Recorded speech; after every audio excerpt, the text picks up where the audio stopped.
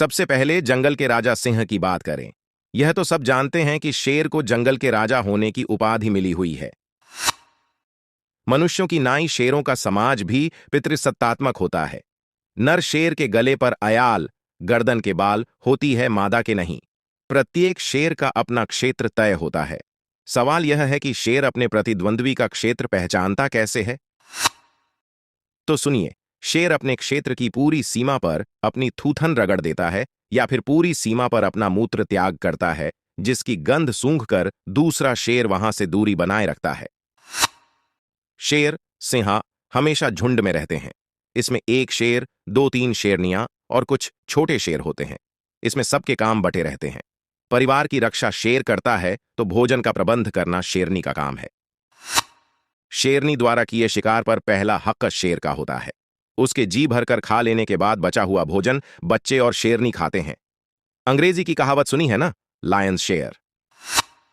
अफ्रीकी शेर अन्य शेरों से अधिक सामाजिक होते हैं।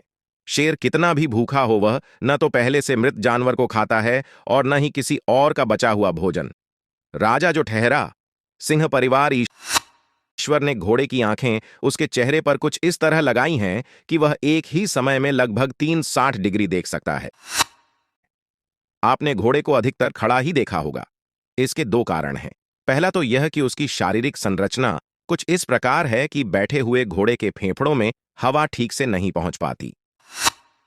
दूसरा यह कि बैठा हुआ घोड़ा एकदम से उठकर तेज गति से भाग नहीं सकता, जो कि आकस्मिक आपदा आ जाने पर आवश्यक होता है।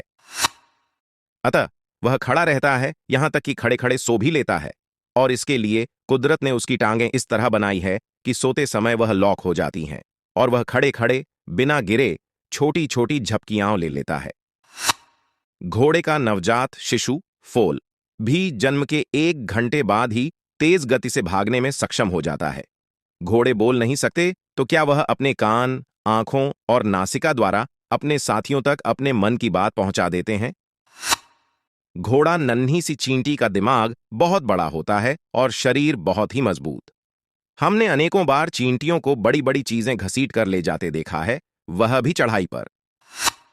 दरअसल अपने आकार के अनुपात में चींटियां दुनिया में सबसे मजबूत प्राणी है। वह अपने से 10-20 गुना भारी वजन को खींच कर ले जा सकती है। यूं समझ लो जैसे 7-8 वर्ष का बच्चा कार उठा ले। एशिया की एक प्रजाति की चींटियां तो अपने से 100 गुना भारी वस्तु तक खींच लेती है। चींटियों की सूंघने की शक्ति बहुत तेज होती है। जब चींटियों खाने की खोज में निकलती हैं, तो सबसे आगे चलने वाली चींटी चलते समय फेरोमोन्स नामक रसायन छोड़ती चलती है। उनके पीछे चलने वाली चींटियां उसी रसायन को सूंघ कर आगे बढ़ती हैं और उनकी एक कतार बन जाती है। यही कारण है कि हम चींटियों को हमेशा एक कतार बनाकर चलते देखते हैं। मेहनती होने के साथ ही वह मिलजुल कर रहने वाली जीव हैं। तभी तो इनके साथ के डायनासोर खत्म हो गए, पर यह उसी के समय की नन्ही नन्ही चींटियां आज तक फल फूल रही हैं। चींटियों की कतार ऑक्टोपस यानी अष्टबाहु एक समुद्री जीव है जिसकी 8 बाहें होती हैं। उसके 9 दिमाग होते हैं, जिनमें एक तो मुख्य होता है। उसकी 8 बाहों का अपना अलग अलग दिमाग होता है, जिससे प्रत्येक बाह स्वतंत्र रूप से चलने में सक्षम रहती है।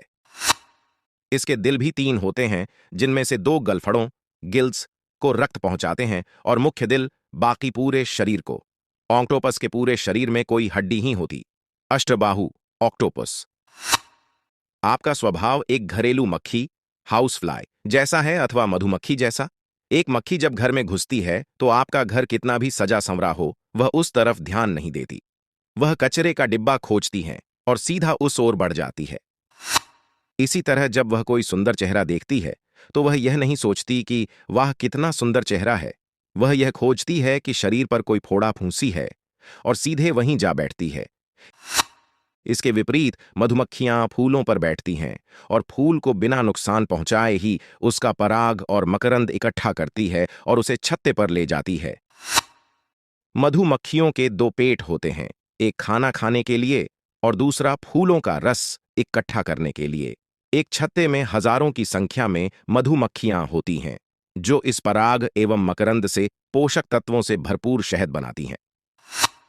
विश्वास करिए, 1 ग्राम शहद बनाने के लिए मधुमक्खियां 195 किलोमीटर तक का सफर तय करना पड़ता है।